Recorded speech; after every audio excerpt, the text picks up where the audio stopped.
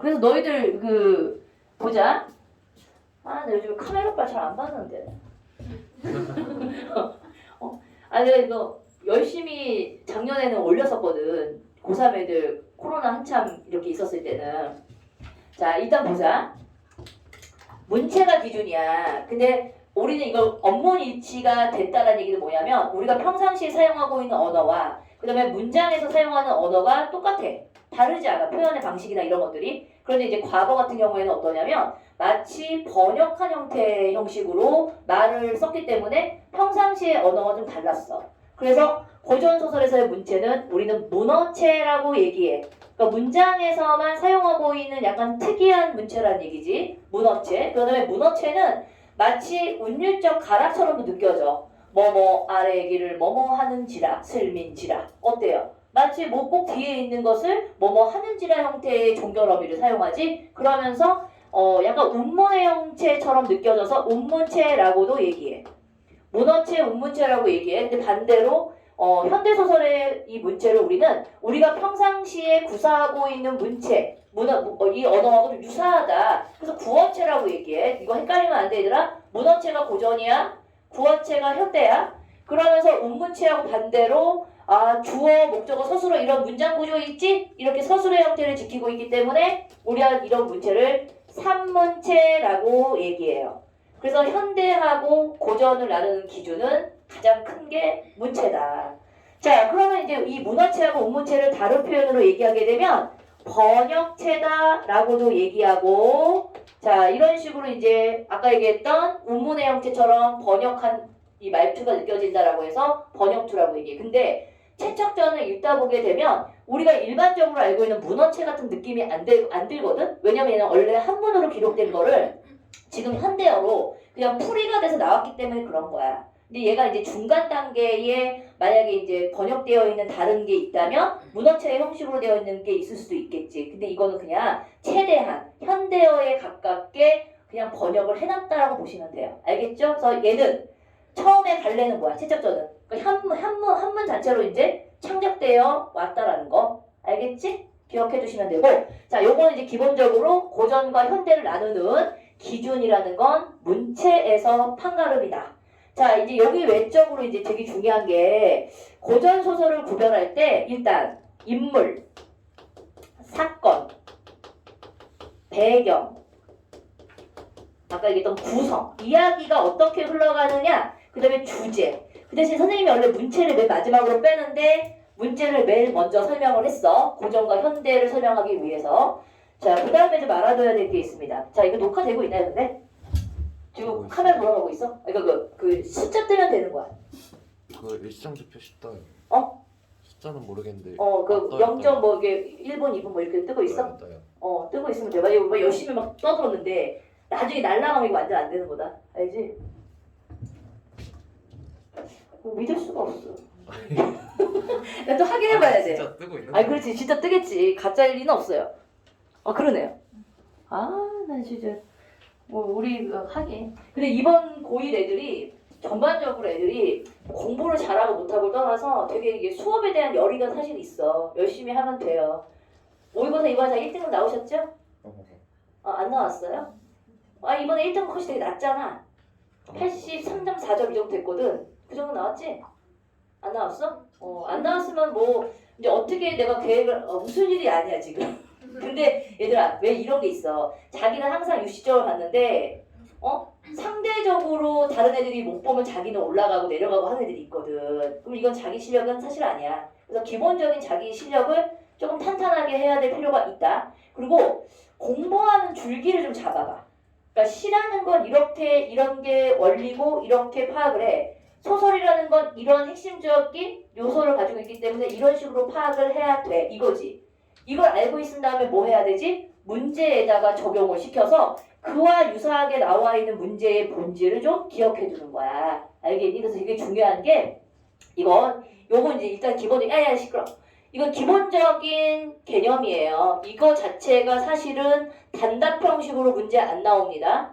기본적으로 알고 있으셔야 된다는 얘기야. 자, 그럼 어떻게 보냐면, 자, 일단 얘들아, 일반적인 특징이야. 일반적이라는 건 뭐지? 대체로 고전소설은 이렇다. 현대소설은 이렇다야. 자, 근데 내가 이제 거기 다음에 얘기할 포인트가 있어. 자, 인물은 보통 고전소설에 등장하는 인물은 어떤 인물들이 되게 많이 하면 고정돼 있다. 그러니까 전형적이다라는 말을 쓰지. 예를 들면 영웅이면 처음부터 영웅이야. 나쁜 놈은 처음부터 나쁜 놈이야. 변해 안 변해? 잘 변하지 않아. 선생님 나중에 근데 얘가 개가천선해가지고 착해지잖아요 라고 하는 경우 있거든. 근데 이런 경우에는 뭐니? 권선징악적으로 나중에 벌을 받고 착해지는 거지. 그게 흐름에 따라서 인물이 바뀌어 안 바뀌어? 바뀌지 않아. 그래서 얘는 대체로 어떤 인물이냐면 전형적이다. 그 다음에 평면적이다라고 얘기해. 그러니까 인물의 성격 변화가 없어. 자, 그 다음에 이제 현대소설 같은 경우에는 인물의 유형이 어떠니? 대체로 개성적이야. 야, 이번에 되게 괜찮은 드라마 하나가 나왔어. 그 나빌레란가? 알아요? 뭘 또 아야 또. 아유 또 이제 또 너 남자 주인공 때문에 그러지? 뻔하지. 아니 근데 그 주인공도 주인공인데 내가 딱 첫 회를 그 제목이 계속 넷플릭스에 뜨길래 볼까 말까 되게 망설이다가 아유 그냥 뭐 발레하는 거 나는 별로 흥미가 없어서 안 봤어. 근데 누가 괜찮아라고 하는 그 되게 그 잘 드라마를 잘 보는 아줌마가 하나 있는데 그 사람이 그냥 수준 낮게 막 재밌어 이게 보는 게 아니라 진짜 고품격 드라마를 되게 잘 알아. 그 나랑 약간 그런 얘기를 되게 많이 해. 그래서 재미로 보는 것도 있지만 약간 분석적으로 보는 사람이거든. 그 나빌레라가 딱 보더니 괜찮대. 오늘 오면서 보면서 왔어 1회를. 괜찮더라. 그럼 거기 할아버지. 그 할아버지 알아? 나빌레라의 그 주인공 할아버지. 그 할아버지 내가 좀 좋아하는 옛날에 좋아하는 배우였거든. 그래서 그 할아버지 나오니까 어떤 내용으로 갈지 뻔하지만 나름대로 되게 흥미 있더라고. 자 일단 어떠니 개성 있잖아. 노인분이 나이 먹은 사람이 뭐 하겠다라는 거야? 발레를 배우겠다라는 그부터 발상부터가 굉장히 개성적인 거죠. 자, 그런 다음에 거기서의 주인공은 어때? 막 비웃지. 늙어가지고 무슨 발레야? 막 이러고 있잖아. 자, 이게 바로 뭐냐면 그 극 중에서는 발레를 할 수 없는 사람이 발레를 시작한다는 것부터 자체가 사실은 엽기적인 시작이란 말이야. 그런데 그 인물들은 분명히 어떻게 될까? 그게 흐름에 따라서 노인은 실수를 하면서 배워갈 거고 그 나이 어리고 이 아이는 뭐야? 발레에 대해서 점점 어떻게 그 할아버지를 가르치면서 새로운 열정이 생길 거야. 뻔하지? 그럼 어떠지? 얘 인물은 입체적이라는 거야. 그게 흐름에 따라서 인물의 성격들이 조금씩 성장해가고 바뀌어. 이런 거 우리는 입체적이라고 해. 근데 고전소설 같은 경우에는 이런 캐릭터들이 거의 없다고 보면 돼요. 자, 그럼 전형적이다, 평면적이다라는 인물의 유형들은 주로 어떻게 나타나냐면 고전소설에서의 주인공들은 대체로 두 부류야. 영웅 아니면 영웅적인 인물 아니면 자 근데 사실 최척전 같은 경우에 최척은 영웅은 아니지. 그리고 얘는 영웅도 아니지만 그닥 비범한 어떤 그런 사람은 아니야. 하지만 최척을 묘사할 때 뭐냐면 외모도 출중하고 문장도 뛰어나고 나름대로는 남들보다는 뭔가 모르게 특출한 어떤 그런 인물이야. 인재란 말이야. 우리 그런 인물을 뭐라고 하냐면 제자, 가인, 형, 유형의 인물이다라고 얘기해. 제자, 가인이라는 건 뭐냐면 남들보다 평범하지 않고 뛰어난. 하지만 영웅은 아니야. 왜? 돛을 부리거나 처음부터 얘가 어떤 영웅적 구조를 가지고 있는 이야기는 아니거든. 그럼 영웅적 구조라는 건 뭔지 알지? 뻔해. 처음에 얘는 비범한 출생을 가지고 있어. 남들과는 달라. 혈통이 하늘이야. 그 다음에 얘는 뭐 하지? 부모, 조실부모해. 부모를 잃거나 버림받거나 둘 중에 하나. 그런 다음에 또 어떤 일이 벌어지냐면 중간에 또 이제 누가 키워주는 양육자가 중간에 생겨. 그러다가 성장을 하다가 얘가 이제 어른이 된 다음에 고난을 맞이하게 되지. 고난을 맞이하고 그 다음에 시련과 고난을 극복하고 조력자가 또 생겨. 시련 고난 입었을 때 조력자가 생겨난 다음에 얘가 조력자의 힘을 입어서 성장을 해서 성공하는 케이스. 이게 일반적인 영웅당 구조의 이야기 구조야. 근데 최척전 같은 경우에는 그래요 안 그래요?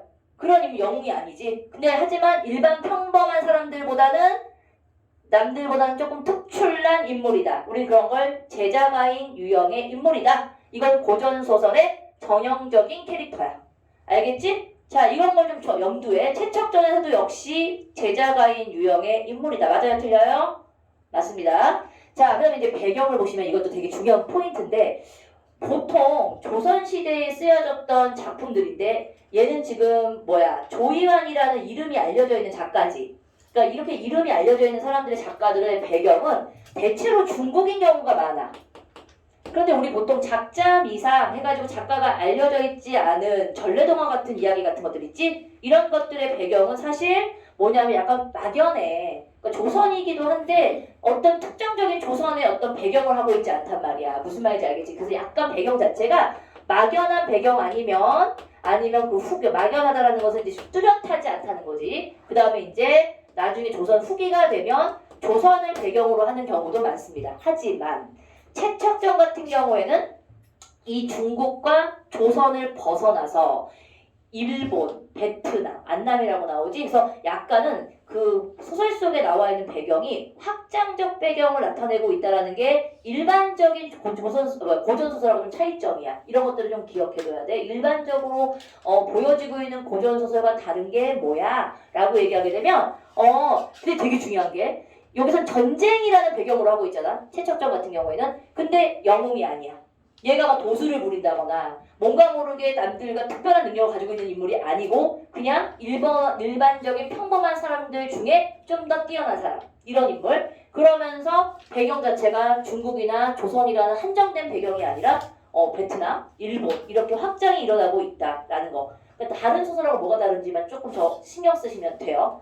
자, 그 다음에 구성 방식인데 자, 이것도 역시 보면은 대부분의 그 고전 소설의 특징을 보게 되면 일대기적 구성을 보이고 있는 경우가 되게 많잖아. 출생해서 성장하고 고난과 시련을 겪고 다시 극복한다라는 어떤 이런 일대기적인 구성이 대체로거든. 근데 이 작품은 일대기적인 구성이 아니지. 이 사람은 이별과 만남, 재회, 만남, 재회 이런 식으로 구성되어 있는 게 또 최척전의 특징이야. 그래서 일반적인 고전소설하고 약간 다른 구성을 보이고 있다는 거지. 그것도 좀 기억해 두셔야 되겠죠? 자, 그 다음에 이제 우리 사건에 대한 얘기를 안 하고 넘어갔네. 자, 보통 고전소설에 등장하고 있는 사건의 진행 방식들은 어떻게 진행되니? 그냥 불쑥불쑥 갑자기 튀어나와. 이게 뭐지? 사건의 우연성. 우연성이라는 건 뭐냐면, 자, 내가 이제 운동장에 거닐고 있는데 아버지를 등장시키고 싶어. 뭐 호련히. 갑자기. 그렇게 나타난단 말이야. 어디선가 갑자기. 그런 다음에 자기 얘기 쫙 하고 원하는 대로 흘러가. 자, 근데 만약에 어떤 사람이 등장시킬 수가 없어. 그럼 꼭 누굴 등장시키니? 보조적 인물을 등장시켜가지고 정보 전달을 해주는 역할로 딱 집어넣는단 말이야. 예를 들면 이제 허생이라는 사람의 집을 알고 싶어. 아, 근데 한 노파 같이 나가. 저 노파가 야 저기 말이야 허생의 집이야. 이런 식으로 지금 끝난 거 있어? 집에 나왔어? 지나가. 시험지 걷었지? 시험지 걷었지? 그거 보는데 그 한 장짜리 안 보고 있어. 아 그럼 그냥 보내도 돼. 수고했어. 이거 하고 이거 갖다 주고 필기 마무리하고 나 갖다 주고 오케이 알겠지? 이따 다시 얘기할게. 무슨 말인지 알지? 아유 다 남으신 것 같아. 다음 주에 다 일찍 오실 것 같아. 뭘 뭐 기대해 그치? 점수가 궁금한 거지? 자, 그 다음에 이제 보면은 사건의 우연성. 그러니까 우연이라는 거는 이제 보통 얘들아 사실은 조금 더 이렇게 치밀한 구성을 가지고 있는 것들은 대부분이 필연적이야. 그러니까 연결고리를 분명히 만들어놔. 그러니까 예를 들면 너희 둘이 만난 게 독자들의 눈에서는 우연처럼 보이지만 만날 수밖에 없는 어떤 연결고리를 만들어 놓는 거지. 자, 예를 들면 이런 거야. A라는 사람하고 B라는 사람이 있는데 얘는 항상 이쪽으로만 다녀. 그리고 B라는 애는 이쪽으로만 다니는 애야. 만날 수 있는 여건이 되니 안 되니. 근데 고전소설은 이런 거 밑도 끝도 없어. 그냥 갑자기 얘네들이 만나. 얘네가 어떻게 만났는지에 대한 연결 중간이 없죠. 그래서 죽었던 애도 갑자기 살아날 수 있는 거야. 죽었던 애들이 뜬뜬뜬뜬 점 찍고서 쌍둥이 동생이었어 하고 나타나는 거야. 그게 우리가 막장 드라마의 코드 아니니. 보통 고전소설의 맥락이 막장 드라마로 연결돼. 왜냐면 이게 내가 넣고 싶으면 넣고 죽이고 싶으면 죽이는 거야. 마음에 안 들면. 얼마나 편해. 작가 다 하죠. 개나소나 작가 하는 거야. 자, 근데 중요한 건 뭐냐면 보이지는 않지만 A라는 애가 항상 이쪽 길을 다녔었거든?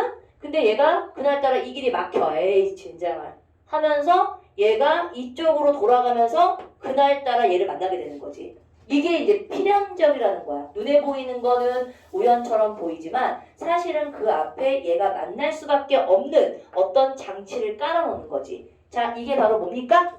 필연성이라고 얘기하죠? 그래서 대체로 현대소설은 이 필연성을 굉장히 중요시해요.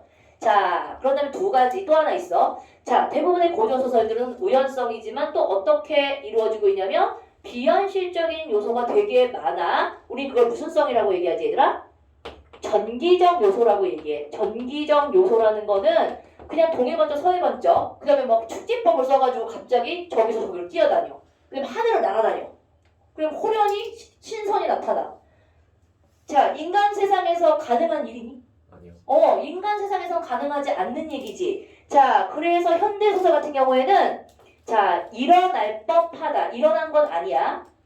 가능성. 충분히 일어날 수 있는 가능성을 뭐라고 얘기하냐면 개연성이라고 얘기해 얘들아.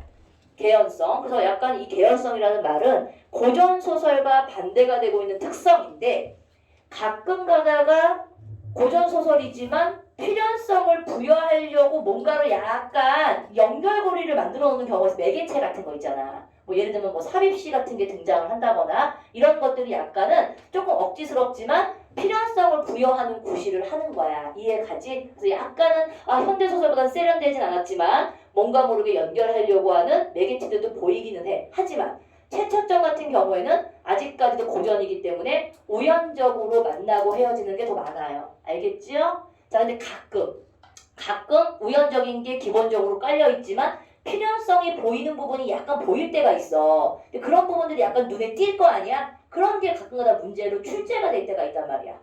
이해가지? 그래서 재작년인가 여기 채척전에 해당하는 문제에 어디 학교에서 필연성에 관련된 문제가 나왔었어. 이 부분을 찾으라는 문제였었거든? 근데 애들이 못 찾았어. 되게 많이 어려워했었단 말이야. 그러니까 필연적이라는 것 자체를 어떻게 찾아야 될지를 모르는 거지. 왜냐면 필연이라는 말은 알아. 하지만 필연적이다라는 걸 어떻게 찾아야 될지를 모르는 거야. 알겠지? 자, 그 다음에 이제 중요한 포인트가 근데 중요한 게 이 작품은 영웅적인 인물도 아니지만 뭐가 없냐면 요게 빠져있죠. 전기적 요소가 없어요. 이 작품은 비현실적인 요소가 거의 없고 전쟁이라는 사실적 바탕을 하고 있기 때문에 약간은 어떤 느낌이 드냐면 이거 약간 우리가 신뢰성이라고 얘기하지. 예를 들어 정유재란 이런 전쟁의 명칭이라든가 뭐 정확한 시대를 넣음으로 해서 사람들에게 약간은 신빙성을 주는 거야. 이 작품이 이거 소설이긴 하지만 실제 일어났던 걸 배경으로 했나? 뭐 이런 어떤 신빙성을 부여하는 역할을 하게 돼. 자, 이따가 그건 좀 더 구체적으로 얘기할게. 하지만 채척전에서는 뭐가 빠져있다? 전기적 요소가 없다. 알겠지? 자, 이제 주제는 보통 이제 고전소설의 대체적이야. 선생님 지금 얘기하고 있는 게 뭐냐면 모두가라고 얘기하지 않죠. 대체적으로 다 어떻게 주제를 보여지니? 권선징악적이거든 얘들아. 착한 사람은 복을 받고 나쁜 사람은 벌을 받고 어떻게 보면 당연한 이치야. 이런 식으로 끝나는 게 되게 많고요. 그 다음에 주인공들은 대체로 해피하게 끝나는 해피엔딩의 결말, 그러니까 행복한 결말이라고 얘기하지. 요렇게 끝나는 경우가 되게 많거든요. 그런데 현대소설은 절대 그렇지 않지. 어쩔 때는 악이 승리할 때도 있어. 이게 굉장히 잔인한 거야 얘들아. 그래서 어떻게 보면 현대 같은 경우에는 작가의 의도에 따라서는 이 결말이 어때? 굉장히 다양하지. 한 가지의 주제로만 가는 것이 아니라 어느 경우에는 주제를 이 마지막에 결말을 니네들이 상상해봐. 어떻게 됐을까? 막 되게 찝찝하게 끝나는 거야. 됐지? 자, 근데 이제 가끔 어떤 애가 물어봐. 선생님, 아까 얘기했던 이 전기적 요소가 현대소설에서는 아예 없는 건 아니잖아요. 맞아요. 왜냐면 현대소설 같은 경우에는 약간 언뜻 보면 판타지 같은 요소를 집어넣을 때가 있어. 근데 중요한 게 있다. 우리가 판타지인 거를 알지만 그 판타지 안에 나름대로의 뭐를 깔아놓지? 약간의 개연성을 깔아놔. 이런 조건이라면 이런 일이 일어날 수도 있겠다라는 약간의 가상의 현실을 만들어 놓는 거지. 그건 뭐냐면 세계를 구축한다라고 얘기해. 누가? 작가가. 작가는 뭐야? 신이야. 신과 같은 존재인 거지. 야, 우리가 살고 있는 세상이야. 하지만 우리한테 이런 물건이 있어. 이런 물건이 있는데 이 물건이 저 과거로 갈 수 있게 만들어주는 역할을 하는 거래. 라는 걸 먼저 깔아주는 거지. 그럼 이걸 가지고 있는 사람이 과거로 가는 게 잘못된 거야? 아니면 가능할 수 있는 거야? 가능할 수 있는 거야. 그러니까 언뜻 보면 거짓말 같지만 거짓말 같지 않게 만드는 거지. 그쵸? 그럴듯하죠? 자, 해리포터가 살고 있는 세계에서 빗자루 타고 다니는 건 당연해? 안 당연해? 당연하죠. 왜냐면 배경 자체가 어떤 세계야? 허구적이고 마법사의 세계니까 그런 일이 일어날 수 있는 건 정말 당연한 거지. 하지만 어디는 당연하지 않아요. 고전 소설 속에 등장하고 있는 세계는 인간이 살고 있는 세계야. 인간들이 살고 있는 세계에서 갑자기 축지법을 써. 내 눈을 바라보면 얘가 공중에 붕 떠. 우리나라에도 그런 사람 하나 있지요. 이번에 허경영. 허경영 알지? 내 눈을 바라봐. 아 진짜 그거 진짜일까? 거짓말 아니다? 이 사람 내 주변에 있는 사람이 옛날에 할머니가 그 아저씨한테 약간 꽂혀 있었던 거야. 진짜였어요? 허경영한테. 허경영이 너 희한하지 않으니까 일반적인 이성을 가지고 있는 사람은 허경영한테 빠질까? 그런데 할머니, 할아버지, 젊은 사람들 중에서도 허경영 맹신자들 되게 많다? 혹시 몰라. 이 중에서도 있을지도 몰라. 내 눈을 바라봐. 너는 뭐 하늘을 날 수 있고 막 이런 얘기 하잖아. 알지? 있어요. 이번에 시장 이번에 아니 그 사람은 시장 선거 나오는 이유가 그 나라에서 일부 표를 얻으면 나 돈이 나오는 거 알지? 네. 그걸 노리는 거야. 그게 아주 희한해. 아니 그 희한한 사람이야. 그러니까 이 사람은 일반 사람은 아닌 거 맞아. 일단 어떤 사람이지? 비범한 사람인 건 맞아. 왜냐면 약간 사기꾼이긴 한데 그 사람을 따르는 무리가 한두 명이 아니잖아. 맞아. 내가 만약에 나가가지고 허경영처럼 한다고 누가 따르겠니? 미신 X라고 해서 손가락질 나겠지? 이것도 약간 일종의 보면 타고난 운명이야. 맞지? 허경영이라는 사람은 희한한 사람인 거야. 약간 사입이긴 하지만 나름대로는 많은 사람들을 몰고 다니는 약간의 잡기 같은 잡귀신 그런 약간의 그런 끼가 있는 거야. 사실 무시 못하죠. 그러니까 너희 생각해봐. 그 누구냐 그 옛날에 이거 이만이요? 그렇지. 이만희 눈 봤어 눈? 이만희의 눈은 뱀의 눈이잖아. 그러니까 뱀이 사실은 사이비적인 종교를 끌어당기고 있는 그런 힘이 있는 거야. 그러니까 보통 사람은 아닌 거야. 좋은 쪽은 아니지만 나름대로는 많은 무리들이 그 사람을 쫓아다니잖아. 그치?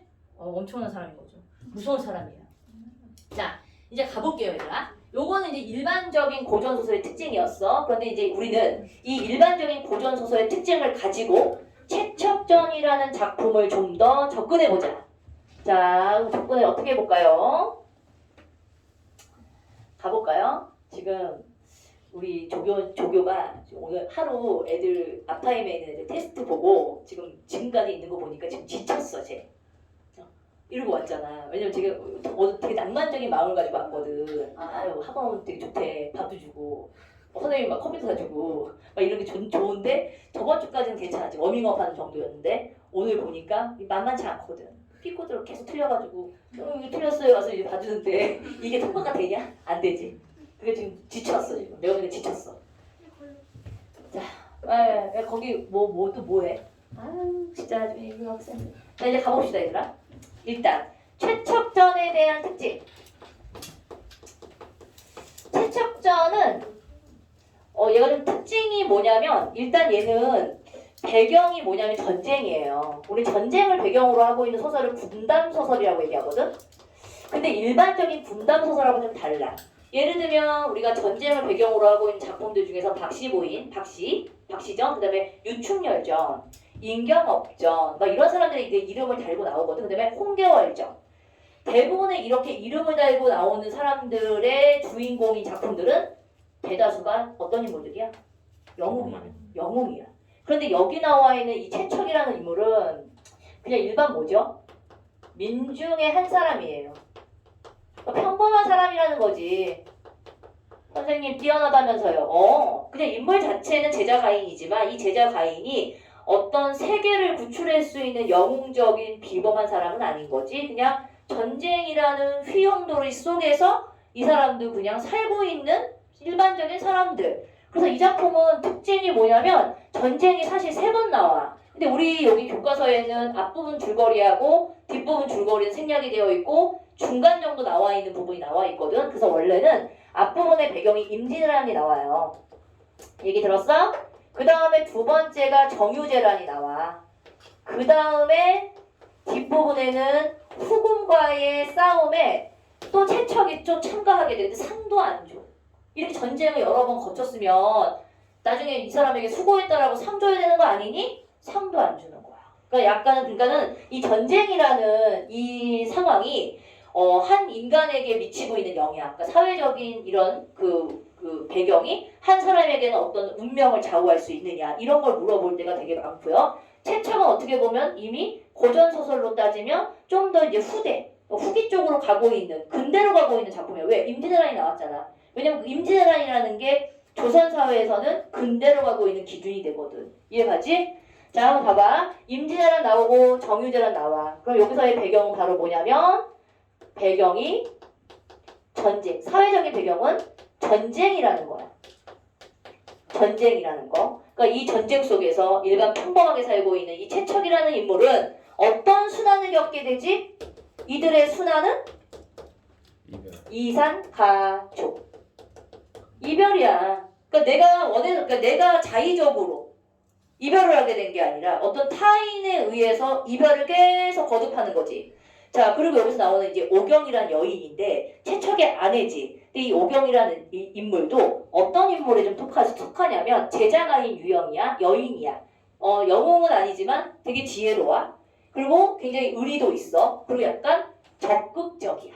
이 사람의 삶에 대한 태도가 수동적인 일반적인 전통적인 여인이 아니라 굉장히 적극적인 태세를 가지고 있는 인물 유형이야. 그래서 비교를 해보면 채척보다는 조금 더 어떤 인물 유형이라고 볼 수 있다? 조금은 개성적인 면이 좀 있는 인물이야. 알겠지? 왜냐면 일반적인 여인이라고 하게 되면 약간 수동적이고 약간 좀 지고지순하고 이런 느낌이 강할 텐데 물론 오경이가 이제 남편에 대한 어떤 이런 그 유교적인 가치관을 가지고 있는 거는 일반적인 전형적인 인물이지만 이 사람이 가지고 있는 어떤 삶의 대응 방식 이런 것들은 조금 더 좀 용감하고 적극적이고 일반적인 그 찌찌찌찌 짜는 여인들하고는 다르다. 알겠죠? 그런 걸 좀 기억하시면 됩니다.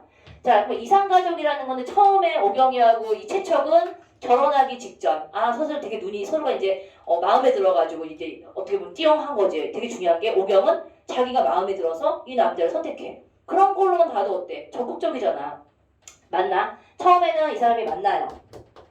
그러다가 이제 전쟁이 일어나면서 이별을 하게 돼. 그치? 이게 처음에 이들의 어떤 구조야. 그러니까 이야기의 구조가 다른 일대기적인 구조하고 좀 다른 거지. 이야기의 구성 방식이 만남, 이별이야. 그 다음에 다시 이제 어떻게 하다가 이제 만나게 돼. 재회. 그러니까 이 이야기는 이별과 재회의 반복으로 이루어져 있다라는 걸 알고 있으면 되겠죠? 만남, 이별, 재회, 다시 이별, 재회 이런 구조를 띠고 있어. 그래서 우리가 지금 배우고 있는 건 정유재란으로 인하여 이들이 헤어지게 돼. 알겠지? 그 구조를 보시면 되고 자, 두 번째는 또 이제 우리가 이제 생각하는 게 이거거든. 배경. 배경이 우리가 보통 고전소설에 나와 있는 배경 하게 되면 조선 아니면 중국 그러니까 어떤 한 나라에 국한될 때가 되게 많았거든. 근데 이 작품 같은 경우에는 약간 해외 진출 같은 느낌이 드는 거야. 해외 진출자. 그래서 여기서 나오고 있는 게 중국하고 일본 그 다음에 조선 또 더 나아가서는 안남이라고 얘기해서 베트남 여기까지 확장이 일어났구나. 그래서 공간의 확장이 일어났다라고 보는 거야. 알겠지? 자, 그런 다음에 물론 이야기의 마지막에는 이제 후금 전쟁에 이제 또 이제 채척이라는 인물이 얼마나 불쌍한 인물인지 알지? 얘들아. 왜 불쌍하냐면 살아있는 동안에 전쟁을 3번이나 겪지요. 임진왜란 때문에 또 가족이 흩어져. 그 다음에 다시 만났다 살았다가 정유재란이 일어나면서 또다시 헤어지게 되고 그 다음에 이제 다시 만났어. 살다가 나중에 또다시 후금과의 전쟁에 채척이 또 동원돼서 전쟁에 끌려나가. 근데 거기서 또 이제 아들을 만나게 되는 거지. 뭉석이가 이제 애기였다가 이제 커가지고 전쟁터로 이제 가는 그렇게까지 이제 나오는 거죠. 알겠지? 그래서 일단은 너희는 이 글을 읽으시면서 오늘 어디서 너희는 볼 거냐면 너희 페이지는 12페이지로 공부를 할게. 12페이지. 12페이지로 보고 아까 얘기했던 요거를 한번 보자 얘들아. 20페이지에 뭐가 나오냐면 자, 별표 쳐라. 얘는 처음에 기록이 됐을 당시에 뭘로 창작이 됐다? 얘 한문으로 먼저 쓰여졌을 겁니다. 한문 소설이었을 거고요. 군담이라고 얘기하고 자, 사실은 여기선 채척이란 인물과 오경이의 어떤 골격이 사랑 이야기도 들어가 있어. 그래서 우리는 이런 것을 애정소설 또는 염정소설이라고 얘기해. 사랑 이야기를 주제로 담고 있는 걸 염정 또는 여기선 지금 애정이라고 나와있지? 같은 표현입니다. 염정소설이라고 기억하면 돼. 자, 그런 다음에 아까 얘기했던 시간적 배경은 조선시대야. 그래서 여기서는 1600년이라는 구체적인 시간 연도가 나오거든. 그 의도가 나온 이유는 뭐니? 좀 더 사실성을 부여하기 위하여 약간 시대를 정확하게 명시하고 있는 연도가 나와 있단 말이야. 알겠지? 있겠지? 그건 이따가 읽어가면서 선생님이 얘기를 할게요. 자, 그 다음에 이제 되게 중요한 포인트가 이 특징 부분이야. 발표처. 이거는 1, 2, 3, 4로 되어 있잖아. 얘가 기본적으로 객관식 유형으로 문제가 나올 확률, 그 다음에 채착전에서 제일 중요한 골격이에요. 자, 그래서 특징 부분에 만남, 이별, 재회를 반복해서 구성한다라는 거. 그 다음에 이게 되게 중요한 거거든. 그러면 이 작품은 전쟁이라는 배경을 통해서 뭘 보여주고 싶었던 거야? 이거는 백성들이 되게 고통스럽게 살았다라는 거를 보여주는 거죠. 그치? 그 다음에 세 번째는 실제로 있었던 배경이었다는 거야. 사실적인 배경을 가지고 있어. 정유재란이라는 거 우리나라의 전쟁이었잖아. 자, 그 다음에 아까 얘기했던 공간적인 확장. 조선뿐만이 아니라 중국, 일본, 베트남의 배경으로 하고 있다. 알겠지? 자, 근데 물론 배경은 이래. 하지만 일어나고 있는 순서를 보게 되면 물론 일대기적 구성은 아니지. 왜냐면 이 사람이 태어나서 죽을 때까지의 이야기는 아니지만 전체적인 흐름은 뭐니? 시간의 순서대로 순행적으로 전개돼 나가고 있지. 그래서 우리는 이러한 전개 방식을 순차적인 흐름, 순차적인 구성 방식 또는 추보식 구성이라고 얘기해. 추보라는 말이 나오지. 우리 친구들이 요즘에 되게 어휘가 딸려. 추보라는 말을 몰라서 또 틀려. 내가 이번에 또 깜짝 놀란 거. 내가 너희들 그 오픈 채팅방 들어오라고 얘기했잖아. 근데 다른 반은 벌써 이렇게 질문 같은 거 되게 찍어서 많이 올렸거든. 근데 이쪽 친구들은 다 완벽하게 알았나 봐요. 질문 잘 안 하시더라고요. 근데 남학교 같은 경우에는 이게 사실은 찍어서 올리면 가끔 가다가 헉 할 때가 있어. 봐. 얘들이 이런 것까지도 모르는구나. 예를 들면 곡직이라는 말이 나서 곡직이라 그러니까 곡선과 직선. 곡직의 의미가 들어있는 단어가 이 작품에 있다, 없다 이걸 물어봤거든요. 근데 그게 동짓달 기나긴 밤이라는 시조였어. 자, 서리서리, 구비구비, 펼이라 이런 작품 나오거든. 그러니까 서리서리는 이게 많은 거지 얘들아. 그럼 얘는 뭐니? 곡에 해당하는 거지. 그래서 구비구비 펴는 건 직에 해당하는 거지. 그러니까 이런 어떤 어휘 맥락과 이걸 표현하고 있는 것들도 연결이 잘 안 되는 거야. 그래서 요즘 애들이 틀리는 포인트가 어휘다. 근데 너희가 한국어에 대한 이 우리나라 말을 갖다가 달달달달 외국어 사전 외우듯이 외우고 다닐 거니? 그렇게 공부할 거 아니잖아. 그래서 어휘는 전반적인 문맥의 흐름에서 이 단어가 어떤 뜻을 가지고 있는지를 계속 주의 깊게 보셔야 된다는 거예요. 너네들이 사실은 별거 아닌 거에서 틀려. 자, 그래서 선생님이 아까 얘기했던 이 작품은 시간의 흐름에 따라서 서술된다. 우리 이걸 다른 말로 얘기하면 뭐라고 한다? 추보식 구성 또는 순차적 구성 방식 이렇게 얘기하는 거야. 똑같은 표현이다. 알겠냐? 자, 이제 본문으로 한번 가보면서 얘기를 해봅시다. 자, 내가 하나 질문. 소설의 3요소가 뭐니? 얘들아, 소설의 3요소가 뭐지요? 사실 너희한테 시험 문제에선 단도직입적으로 소설의 3요소가 뭐야? 라고 물어보지 않아. 우리는 기본적으로 소설의 3요소를 알고 있다라는 전제 하에 공부를 하고 있는 거야. 자, 내가 지난번에도 얘기했지. 시의 3요소가 뭐야? 라고 했을 때 뭐뭐뭐가 있다라고 얘기해줬었지. 자, 그럼 소설도 마찬가지거든? 소설의 3요소도 니네가 글을 쓰는 어떤 작가의 입장이라고 생각을 해봐. 뭐를 생각하고서 소설을 먼저 쓰겠어요? 구성 짓기 전에. 제일 먼저 뭐부터 설정해야 되지? 글은 무조건 이걸 먼저 설정해야 돼. 노. 노. 얘들아, 글을 쓴 사람들은 제일 중요한 핵심이 빠지면 안 돼. 뭐부터 딱 만들어 놓고 글을 골격을 만들어 놔야 돼. 오케이, 주제입니다. 주제죠. 근데 네가 아까 얘기했던 계속 인물 사건 배경을 계속 맴돌았잖아. 우리 이런 걸 뭐라고 하냐면 이제 글을 쓸 수 있는 재료들이야. 너희 그거 알아? 왜 가끔가 이건 드라마의 요소와 소설의 요소는 약간 다를 수가 있어. 요소가 아니라 이제 표현의 방식은 다르지만 갈래가 다르니까 기본적으로 서사적인 골격을 가지고 있는 게 공통점이야. 왜냐면 둘 다 이야기 구조잖아. 근데 되게 멋있는 주인공을 설정해놓고 진짜 재밌는 스토리로 써야 되겠다라는 사건의 줄기를 가지고 있고 배경도 뭐 어차피 이제 백그라운드가 좋아야지 이렇게 다 해놨다? 근데 뭐가 망치면 글이 망치는 줄 아니? 작가가 글을 요리해 나가는 방식이 그지 같잖아? 서서요? 서서 우린 구성 방식이라고 얘기해. 예를 들면 발단, 전개, 위기, 절정, 결말로 가잖아. 이 구성의 단계를 굉장히 계산적으로 잘 짜야 돼. 그래야지 이야기가 뭔가 모르게 흥미를 끌면서 읽으면서 가는 거지. 독자들이 흥미가 없으면 글을 읽냐? 요즘 애들은 가뜩이나 글 자체가 흥미가 없으니까 글로 되어 있으면 무조건 안 읽는 거 아니야. 재미있거나 말거나. 맞아 안 맞아? 저 눈빛 봐봐. 글을 누가 읽어요? 니네가 읽어야 돼요. 글을 읽지 야 내가 너무 깜짝 놀란 게 얼마 전에 그 어떤 분이 나 주변에 있는 지인인데 그 사람은 이제 그림을 전공한 사람이야. 이 사람은 이제 그림을 전공한 사람이니까 이런 미술관 같은 데 되게 잘 다녀.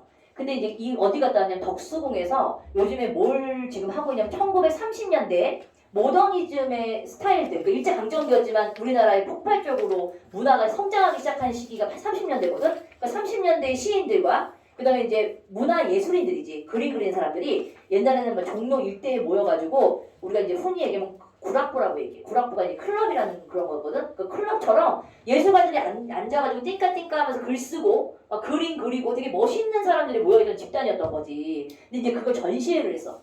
전시회. 자, 근데 이제 나는 이제 그 사람이 이제 너무 멋있다고 이제 찍어서 이제 글귀를 찍어서 보내준 거야. 정주영이라는 시인 알아요? 정주영이라는 시인은 이름 들어봤지 얘들아? 너희들은 정주영 시를 배운 적이 있을 건데 넓은 발 동쪽 끝으로 안 들어봤어? 하긴 안 배웠어? 유리에 차고 슬픈 것이 어른거린다. 중학교 때 정주영 씨 분명히 배운 게 있을 안 배운 게 아니고 모르는 거야 이거들아.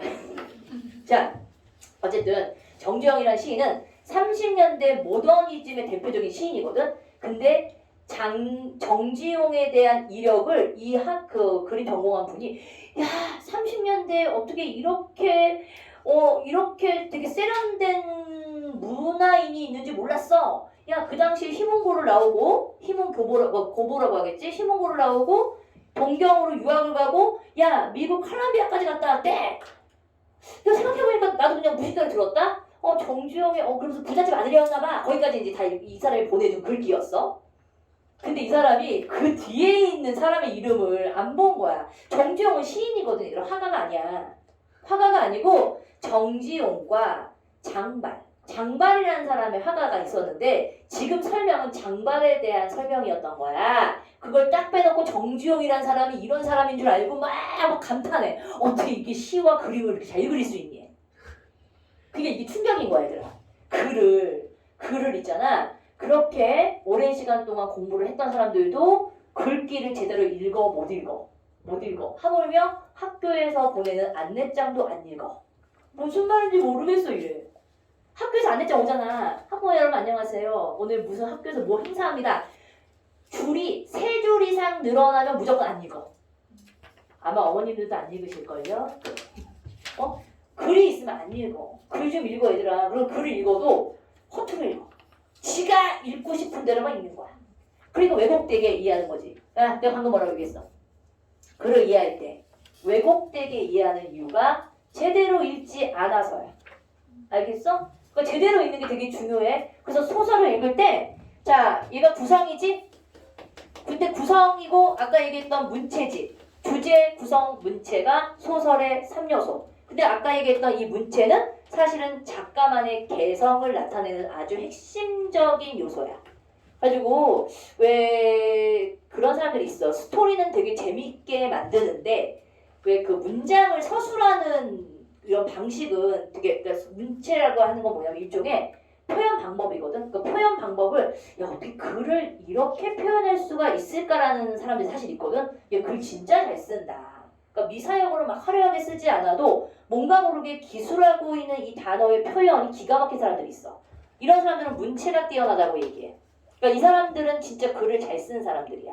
근데 왜 문체는 조금 후졌어? 예를 들면 이제 표현하고 있는 문장의 기술 능력은 좀 없지만 요거를 되게 잘 만드는 사람들이 있어. 인물 사건 배경을 쫀쫀하게 뭔가 모르게 사건 위주로 만들면서 흥미진진하게 만드는 작가들도 있어. 그래서 이게 약간 작가들마다의 스타일이 달라. 하지만 국어교과서에 나오는 이야기들은 이것들을 다 갖춘 작품들이 주로 나오겠지. 좀 선별을 할 거 아니야.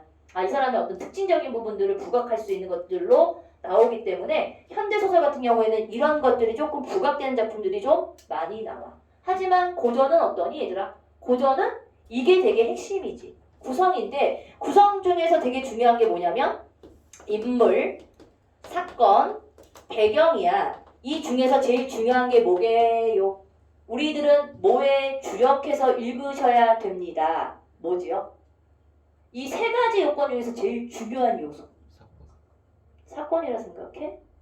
내 표정이 사건이라고 생각하는 것 같아? 내가 이렇게 물어보는 건 아니니까 왜 자꾸 왜 얼굴을 보지? 못 봐주겠니? 아예 녹화 안 되나? 어? 강원범이 굉장히 착한 친구야. 녹화 안 될까봐 나를 염려해서 내일 또 찍으면 되죠. 근데 내일은 이만큼까지도 말이 안 나올 수도 있어요. 막 이러고 있을 수도 있어. 막 죽상하면서 힘들어 죽겠다. 막 이러고 있을 수도 있어요. 오늘은 조금 힘이 나. 왜? 비도 오고. 사실 앞타임에 동북애들이 오늘 수업이 없었거든. 오늘 학교에 무슨 행사가 있었대. 그게 약간 조금 수업 시간이 좀 주니까 아무래도. 자, 다시 한번 생각해봐. 얘들아, 사실은 사건하고 배경은 물론 사건이 흥미진진하면 사람들이 재밌지. 근데 사실은 모든 이야기를 끌어가고 있는 가장 핵심은 누구예요? 얘예요. 인물이 무진장 중요합니다. 왜냐하면 제가 봐봐라. 그러니까 사건이 그냥 일어나는 게 아니거든. 왜 일어나지? 사실은 갈등이라는 게 생겨나는 거는 충돌이지. 너라는 사람하고 나라는 사람이 똑같은 생각을 하고 있으면 이야기가 될까요? 안 될까요? 갈등이 생기잖아. 우리 밥 먹으러 갈까? 좋아. 야, 우리 놀러 갈까? 좋아. 이러면 갈등이 빚어지지 않으니까 이야기가 안 돼. 근데 항상 갈등은 어떻게 생각하지? 얘는 이렇게 가고 싶어 해. 근데 여기서 그건 아닌 것 같아. 이러는 순간 사실은 뭐지? 갈등의 시작이야. 그치? 그래서 인물을 따라가는 게 매우 중요합니다, 얘들아. 다른 거 다 집어치우고 인물을 파악해야 땡큐. 정리하고 애 다 갔어? 걔는 누구야? 남자 여자야? 연미연 씨. 재산이다. 어떡하지? 빨리 좀 해서 마무리 지어서 가고 나중에 안 되는 건 선생님이 나중에 뭐야 이거 해준다고 그래. 저 이미 애들 다 알려줘서 그래? 다 했구나. 하여튼 가고 정리하고 패드랑 카드랑 정리하시고 내가 줬어? 나 줬어. 이봐. 이러면 안 돼. 허술하면 안 되는 거야. 알지? 정리하고 마무리하고 마지막 9시 전에 가도 되고 더 있고 싶으면 더 있어도 돼. 아니요 갈게요. 내일 10시에 와. 오케이. 지쳤어. 야, 통과자보다 미통과가 더 많아. 이거 어떡하지? 이따가 통과자는 먼저 이름 불러줄게. 그럼 거기 이름 안 불린 친구들은 아이고 미안해라. 야, 선생님 어떡하냐? 나 세상에서 이거 꼬부리는 거 제일 싫어하는데. 됐어. 이따 불러줄게요. 지금 좀 이따. 아직 설명 안 끝났어. 가만 보면 애들은 되게 시험에 굉장히 민감하긴 하다. 내가 볼 거야. 왜냐면 사실은 이게 80점이라고 해도 그 틀린 요소를 고쳐야 되긴 하거든. 그래서 가급적이면 매번 나와가지고 고쳐도 돼.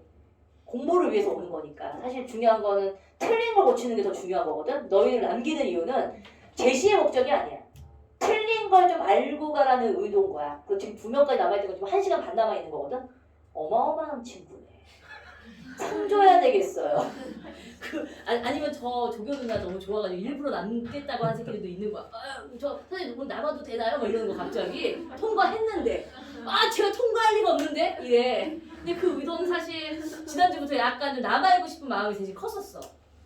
근데 내가 보니까 저 누나가 벌써 지금 지쳤네. 내가 이게 작년에 대학간 여기 다녔던 누나야. 근데 열심히 안 한 것 같은데 학교를 쑥 들어갔어. 괜찮아. 일요일날 오는 친구들은 일요일날 조교 남자 조교니까 여학생들은 많이 일요일날 오시면 되겠네요. 외모는 보지 마시고요. 일단 서울대야. 그거에 메리트가 있으니 또 이거 이런다. 요즘 애들 서울대가 대단한가 봐. 서울대가 대단한 거야? 뭐 구경 한번 해봐. 서울대 구경하기 힘들어 요새. 특히 송파에 서울대 구경하기 요즘 쉽지 않거든. 그러니까 내일 구경으로 오세요. 무슨 마치 구경꾼의 무슨 것처럼. 내일 온다고? 내일 오시면 돼. 왜냐면 친해지면 좋지. 나름대로 되게 자상하게 너희들을 공부시키는 방법을 자기가 안 돼. 공부를 빡세게 시킬 자신이 있대. 사범대 믿어? 가셨대요? 응? 사범대 가셨대요? 서울대. 아니 그러니까 과요. 아니야, 그 공대. 어. 서울공대. 서울공대. 근데 더 대단한 거 뭐냐면 스카이 다 붙었어. 너희 원래 그거 알아? 서울대 붙은 애들이 스카이 다 못 붙을 수 있어. 왜냐면 서울대는 붙었는데 고대나 연대 떨어지거나 이럴 때 되게 많거든. 수시 같은 경우에는. 근데 얘는 세 개를 다 붙었어. 그래가지고 얘는 진짜 학원도 되게 있는 애인 거야, 솔직히. 그래서 나는 그 아이가 서울대를 갔다라는 것보다는 너희들에게 좋은 기운을 불러일으키는, 그래서 내가 일부러 부른 거야. 나 운 좀 받아가려고. 뭔지 알지? 나의 운수도 좀 계획이 좀 의지 좀 해보자. 왜 서연아 왜? 아니 그리고 되게 위트 있고 재밌어. 그리고 애도 외모도 좀 신경 써 자기가. 맞아. 뭔지 알지? 그러니까 왜 공부를 하는데 외모는 막 그냥 개나 저거라는 새끼들 있잖아. 그런 외모가 아니고 나름 좀 이렇게 뭐 이렇게 빠마도 좀 하고 옷도 좀 갖춰 입고 그러더라고. 저도 잘생겼단 말 안 하시네요. 근데 내가 잘생겼다라는 기준은 굉장히 높아. 민간인 중에 없어. 미안하지. 그러니까 선생님은 웬만한 민간인 가지고 잘생겼다, 예쁘다 칭찬 잘 안 하는 조금 이렇게 눈이 높은 종족이야.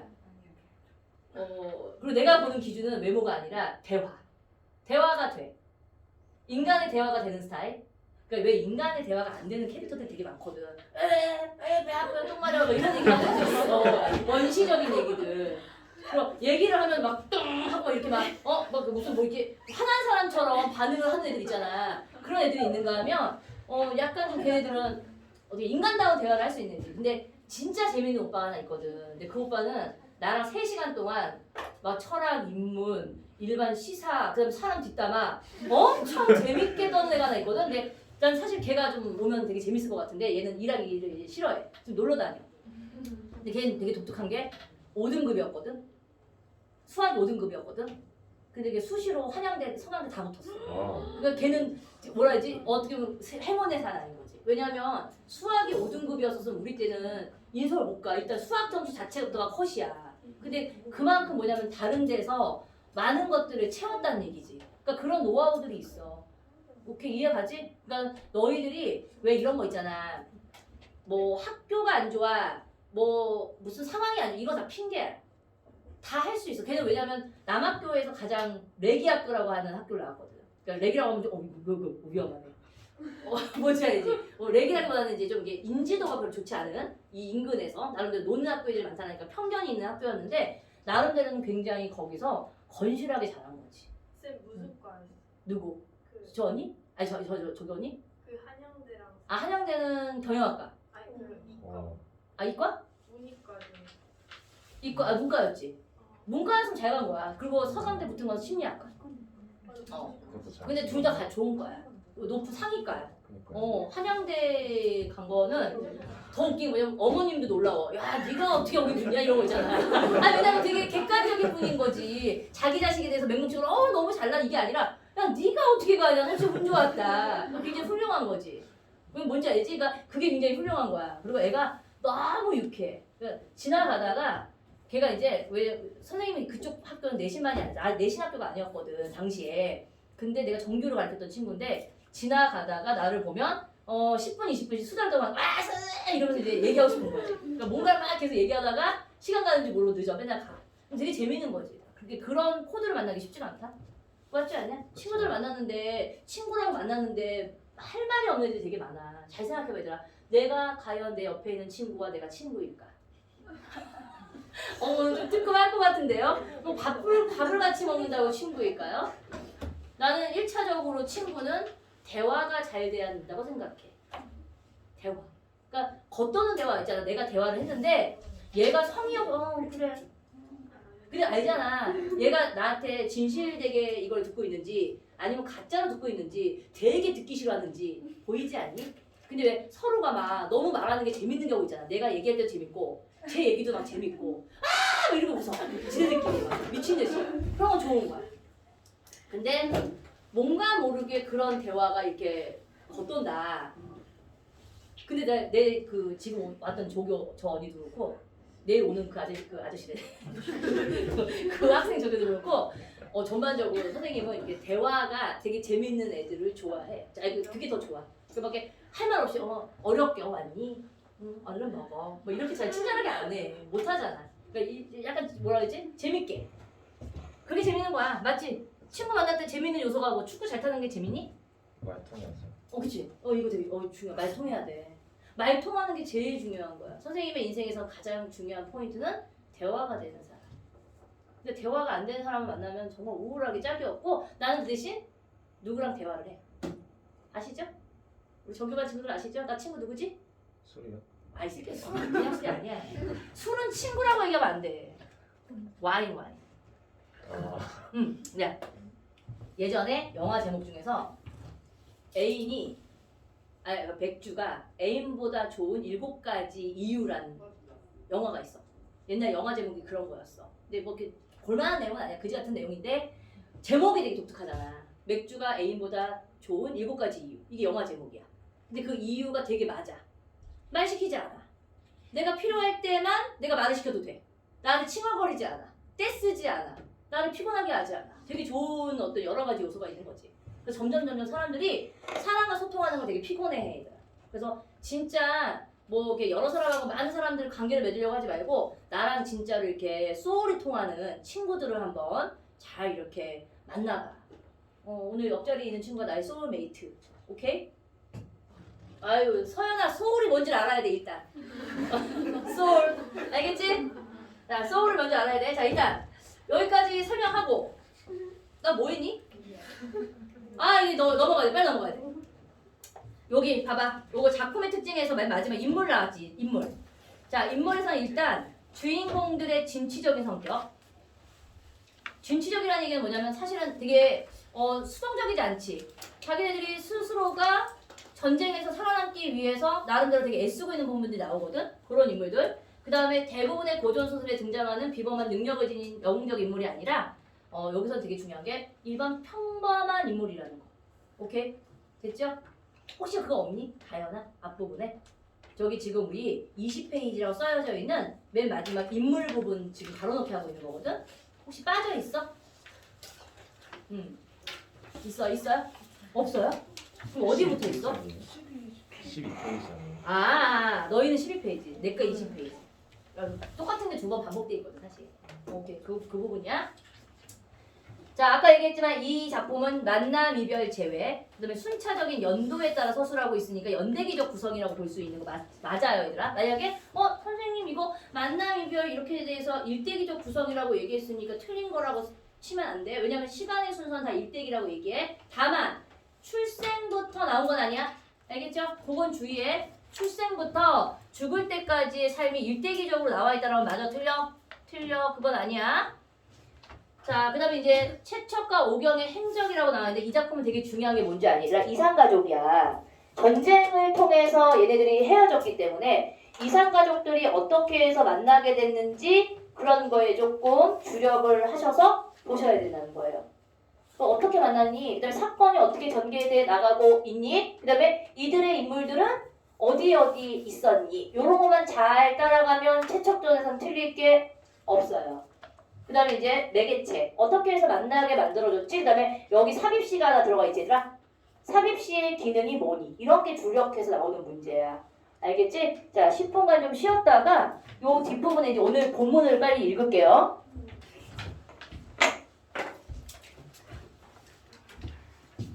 잠깐 스탑 시켰다가 아유 우리 여기서 여기 다음에도 여기 너 여기 앉아라. 네. 아주 좋네.